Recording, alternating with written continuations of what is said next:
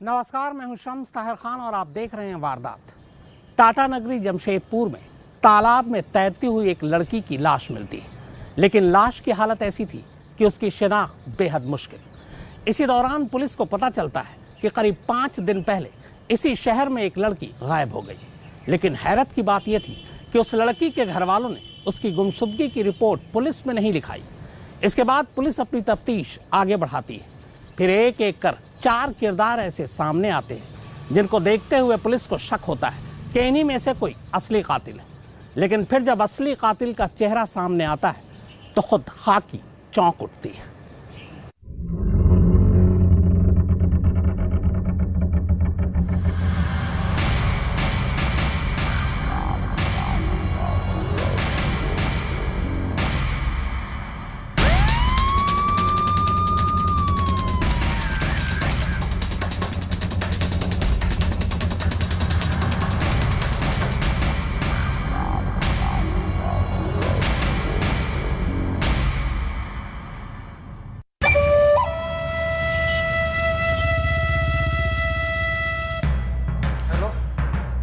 पिछले कुछ रोज से झारखंड के टेल्को इलाके में तैनात एक पुलिस वाला होकर भी परेशान था। कोई उसे लगातार ब्लैकमेल कर रहा था, इस बात की परवाह किए बिना कि वो पुलिस में है। कुछ तो ऐसा उसके पास था जिसके खौफ में वो पुलिस वाला उस ब्लैकमेलर के दबाव में था। धीरे धीरे कर 40,000 रुपए ऐंठे भी जा चुके थे और उसकी डिमांड लगातार बढ़ती जा रही थी।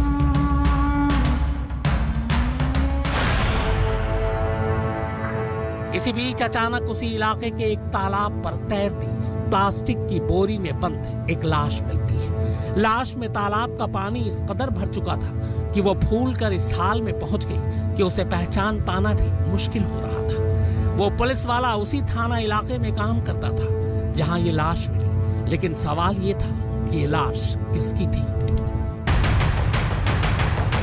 जांच जैसे जैसे आगे बढ़ी तो पता चला कि लाश 30-32 साल की लड़की की है। साफ नजर आ रहा था कि यह मामला कत्ल का था और लाश को निपटाने की नीयत से उसे प्लास्टिक की बोरी में बंद कर तालाब में फेंका गया। मगर ये लाश थी किसकी, ये पता लगा पाना मुश्किल था, क्योंकि लाश की हालत बेहद बुरी थी।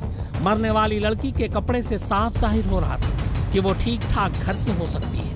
पहले आसपास के थानों में और फिर पूरे जिले के पुलिस स्टेशनों में इस बात का अलर्ट भेजा गया कि पिछले कुछ दिनों में ही गुमशुदगी की किसी भी रिपोर्ट की इत्तला नहीं। लेकिन शहर से ऐसी किसी लड़की के गायब होने की कोई रिपोर्ट नहीं थी। मुमकिन था कि लड़की जमशेदपुर के बाहर की रहने वाली हो और कत्ल के बाद लाश यहां लाकर तालाब में फेंक दी गई हो। जाहिर मामला पेचीदा था, लिहाजा पुलिस के सामने इस मामले से जुड़ी जानकारी को इकट्ठा करना एक चुनौती। के अंतर्गत तार कंपनी का एक तालाब है। उस तालाब में एक बैग मिला। उस बैग में 2 अंगुलियां दिखाई दी। जब इसकी सूचना जमशेदपुर पुलिस को मिली तो तत्काल इन्होंने बैग को बाहर निकलवाया, उसको चेक किया तो उन्होंने पाया कि एक महिला की डेड बॉडी उसमें है, जो कि थोड़ी डिकम्पोज्ड अवस्था में है। पुलिस को पहली लीड मिली, जो आधी अधूरी जरूर थी, लेकिन कम से कम इस मामले की शुरुआत करने के लिए काफी थी। पता चला कि शहर के साउथ पार्क के पौश इलाके से पिछले 5 दिनों से इसी उम्र की एक लड़की अपने घर से गायब है, लेकिन उसके घर वालों ने उसकी गुमशुदगी की रिपोर्ट थाने में दर्ज नहीं करवाई। 12 नवंबर को ये लड़की अपने किसी दोस्त से मिलने की बात कहकर घर से रात के वक्त निकली थी और फिर लौटी नहीं। तो सवाल ये था कि घर से कोई लड़की गायब हो और उसके घर वाले बेचैन न हो, पुलिस में रिपोर्ट तक न लिखाएं, घर से किसी ने इस सिलसिले में कंप्लेंट तक नहीं दी। हालांकि जब पुलिस ने इस लड़की के घर वालों को बुलाकर लाश की तस्दीक करवाई तो उन्होंने अपनी बेटी को पहचान लिया। फिर मैं जब टेल्को थाना में गई तो फिर बोला गया कि ये मतलब वहाँ पे है, डेड बॉडी एमजीएम में है, एमजीएम में रखा गया। तो फिर हम एमजीएम गए, एमजीएम में जा करके फिर मतलब देखे तो हमें फेस से बिल्कुल भी नहीं समझ में आया कि दीदी है। फेस से बिल्कुल भी नहीं पता चल रहा था, फेस एकदम डिकम्पोज हो गया था और एकदम पहचान में ही नहीं आ रहा था। अगर हमने उसे पहचाना है तो सिर्फ उसके ऑर्नामेंट से पहचाना है। पता चला कि मरने वाली लड़की का नाम वर्षा उर्फ त्रिशा पटेल था। फैशन इंडस्ट्री से जुड़े होने की वजह से वो रात को अक्सर बाहर रहती थी। कई बार तो घर वालों को बिना बताए कई कई दिन तक बाहर रहती थी। घर वाले उसकी इन हरकतों से फिक्रमंद रहते थे। कई बार इसे लेकर विवाद भी हुआ, लेकिन वो इन सब बातों की परवाह नहीं करती थी। 12 नवंबर की रात भी करीब 8:30 बजे वो घर से निकली थी, लेकिन इसके बाद लौट कर नहीं आई। पुलिस को यह बात हजम नहीं हो रही थी कि किसी परिवार की लड़की पिछले 5 दिनों से लापता है और उस परिवार ने गुमशुदगी की रिपोर्ट तक दर्ज कराने की जहमत नहीं उठाई। पुलिस का पहला शक अब परिवार पर था। घर के तमाम लोगों से पूछताछ शुरू हुई, मगर इस पूछताछ से पुलिस को एक ऐसी बात पता चली जिसने उसकी शक की सुई को कहीं और घुमा दिया। किसी की घर की बेटी तकरीबन हफ्ते भर से गायब हो और घर वाले अपनी बेटी की गुमशुदगी की एक अदद रिपोर्ट तक न लिखवाएं तो हैरान होना लाजमी है। वर्षा की गुमशुदगी के मामले में कुछ ऐसा ही था।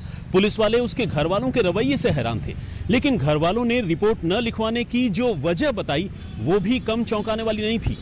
घर वालों ने कहा कि उन्होंने अपनी बेटी की तस्वीरें पुलिस को इसलिए नहीं दी क्योंकि उन्हें लगता था कि तस्वीरें सार्वजनिक होने पर उनकी बेटी की बदनामी हो सकती है। वर्षा दरअसल शादीशुदा थी। कुछ साल पहले विशाल मेहता से उसकी शादी हुई थी, लेकिन शादी के कुछ ही वक्त बाद दोनों में अनबन होने लगी। हालात यहाँ तक आ पहुंचे कि दोनों एक दूसरे से अलग हो गए। विशाल वर्षा से तलाक चाहता था क्योंकि वो अब किसी और से प्यार करने लगा था, लेकिन दोनों में अभी तक तलाक नहीं हुआ था। ये बात जरूर थी कि दोनों अलग अलग रह रहे थे। कुछ वक्त पहले ही वर्षा को पता चला कि उसके पति विशाल ने उसे तलाक दिए बिना ही दूसरी शादी कर ली। ये एक तरह से गैर कानूनी है। पुलिस को अब इस कत्ल की वारदात में विशाल के ऊपर शक करने के अलावा कत्ल का मकसद भी नजर आने लगा। तफ्तीश में पुलिस को यह भी पता चला कि विशाल से अलग रहने के दौरान वर्षा के कई दोस्त बने। वर्षा के नए नए बने दोस्तों की फहरिस्त बेहद लंबी थी, लेकिन पिछले कुछ दिनों से जिमी नाम के लड़के से उसकी दोस्ती काफी बढ़ गई थी। पुलिस अब विशाल के अलावा जिमी को भी खंगालने लगी, लेकिन सवाल ये था कि विशाल के पास तो कम से कम कत्ल का मकसद था, पर जिमी के पास इस कत्ल का क्या मकसद हो सकता है?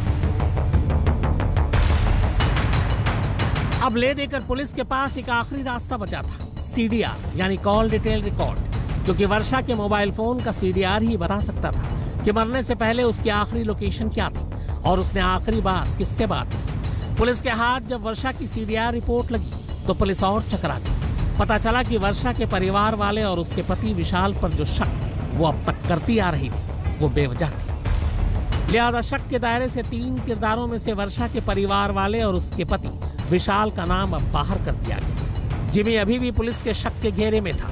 हाँ, मगर इस दायरे में अब आया एक नया नाम। यह नाम था धर्मेंद्र सिंह का। यह नाम चौंकाने वाला था, क्योंकि धर्मेंद्र सिंह खुद एक पुलिस वाला था। वो शहर के साकची थाने में ASI यानी असिस्टेंट सब इंस्पेक्टर के पद पर तैनात था। CDR से पता चला कि पिछले कुछ महीनों में वर्षा की जिन 2 लोगों से सबसे ज्यादा बात हो रही थी वो जिमी और धर्मेंद्र था। लेकिन सवाल ये था कि वर्षा एक पुलिस वाले से क्यों बात कर रही थी? क्या वो किसी मुश्किल में थी? हालांकि जब पुलिस ने धर्मेंद्र और जिमी से पूछताछ की तो दोनों ने खुद को वर्षा की मौत से बेखबर बताया। जिमी से तो पुलिस ने आमने सामने की पूछताछ की, लेकिन धर्मेंद्र सिंह से पुलिस को फोन पर पूछताछ करनी पड़ी क्योंकि वो छुट्टी पर बिहार गया हुआ था। मामले की संजीदगी को देखते हुए धर्मेंद्र को फौरन जमशेदपुर बुलाया गया। इस बीच पुलिस ने जिमी और SI धर्मेंद्र सिंह की CDR निकलवाने की प्रक्रिया भी शुरू कर दी। जिमी और धर्मेंद्र की CDR आते ही जब उसे बारीकी से जांचा गया तो पुलिस दंग रह गई। गुमशुदगी वाले दिन से लेकर वर्षा के मोबाइल फोन के बंद होने तक धर्मेंद्र और वर्षा की न सिर्फ फोन पर कई बार बातचीत हुई, बल्कि 12 नवंबर की रात को धर्मेंद्र और वर्षा के मोबाइल फोन की लोकेशन शहर के टेल्को इलाके में ही मिली। यह अपने आप में इस बात का सबूत था कि वर्षा अपनी जिंदगी की आखिरी घड़ी में धर्मेंद्र के साथ थी। 2 संदिग्धों से पूछताछ करना शुरू किया। उसमें से एक हमारे जमशेदपुर पुलिस के असिस्टेंट सब इंस्पेक्टर हैं।